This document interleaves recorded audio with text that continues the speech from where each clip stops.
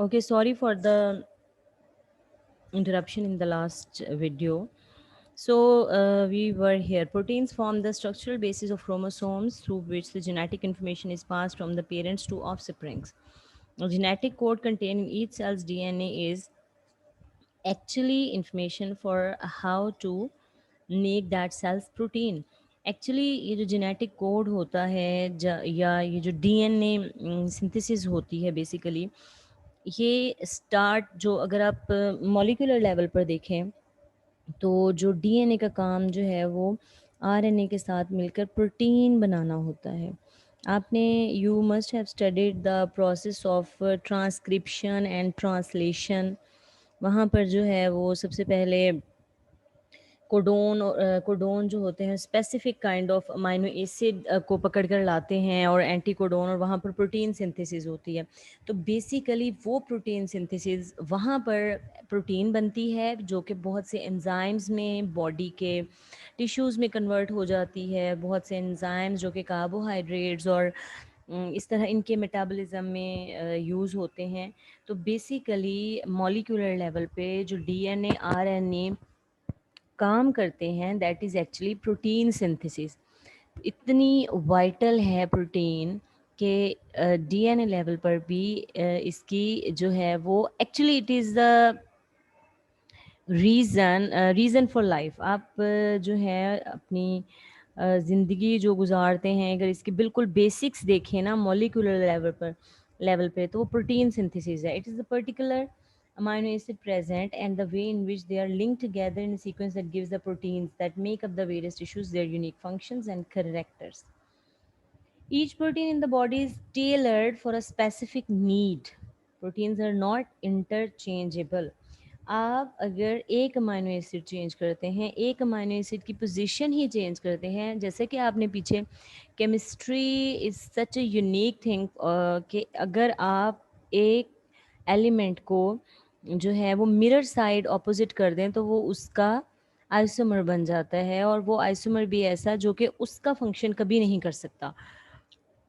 जैसे alpha glucose है, वो बीटा ग्लूकोज़ की जगह पर अगर चला जाए तो आप कभी भी बीटा ग्लूकोज़ से एनर्जी एक्सट्रैक्ट नहीं कर सकते।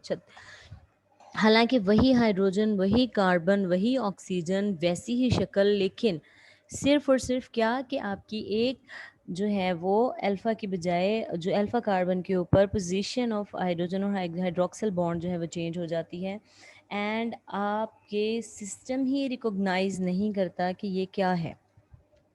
सो similarly proteins are not interchangeable. आप कहें ना कि आपकी बॉडी में अगर ट्रिप्टोफैन की ज़रूरत है और आप जो हैं वो मेथियोनीन यूज़ कर लेते हैं, तो ट्रिप्टोफैन की कमी अपनी जगह पर रहेगी। The body can not directly use proteins found in the food. आप जो खाने में प्रोटीन खाते हैं हमारी बॉडी डायरेक्टली यूज़ नहीं कर सकती। That food must have to convert into amino acid first. वो अमाइनो एसिड में अपने बिल्कुल माइनर एंटिटीज़ में कन्वर्ट होगा, then you will be able to your body will be able to make up the desired protein from those amino acids. Protein that make the human body are not obtained directly from the diet. Rather, dietary protein is broken down into its constituent amino acid, which the body then uses to build the different specific proteins in it needs. Thus, it is amino acid rather than protein that are the essential nutrients. So, protein ज़रूरी नहीं है, amino acid ज़रूरी है। ठीक है। अगर आप direct protein की बजाय अमाइनो एसिड कंज्यूम कर लेते हैं that will be even more good. आपकी बॉडी को काम नहीं करना पड़ेगा प्रोटीन ब्रेक डाउन के लिए। In addition to combining to form the body's proteins, some amino acid act as neurotransmitters or as precursor of neurotransmitters, the chemicals that carry information from one nerve cell to another. Certain amino acids are thus necessary for the brain to receive and send messages. Unlike many other substances, neurotransmitters are able to pass through the blood brain barrier.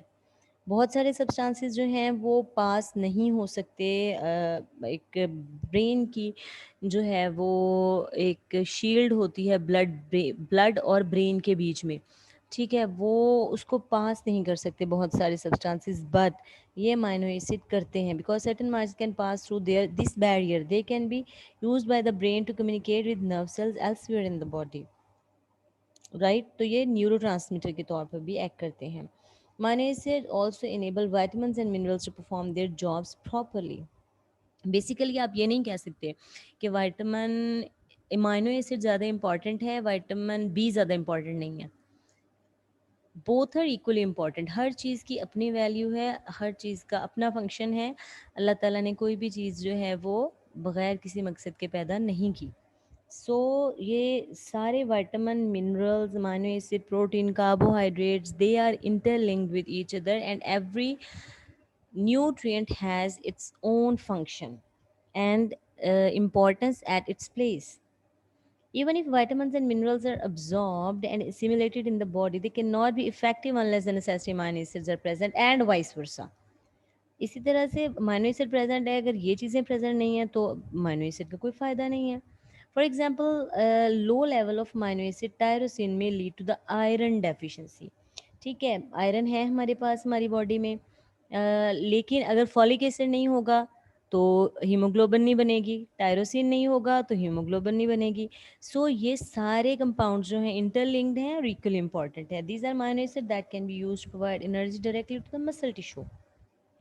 High doses of branched chain amino acids are used in hospitals to treat people suffering from trauma and infection. इसमें heparin भी आती है। Okay. Proteins play key roles in the living system. Three examples of protein function. First, catalysis. Almost all chemical reactions in living cells are catalyzed by protein enzymes. ठीक है, कि protein enzyme catalyse करते हैं। एक ये function है, दूसरा function ये है ट्रांसपोर्ट का। Some proteins transport various substances जैसे oxygen, ions and so on. Haemoglobin जो है वो ऑक्सीजन कैरी करती है, एक ये फंक्शन है। तीसरा फंक्शन ये है information transfer, for example hormones. Insulin control the amount of sugar in the blood. Insulin is a protein.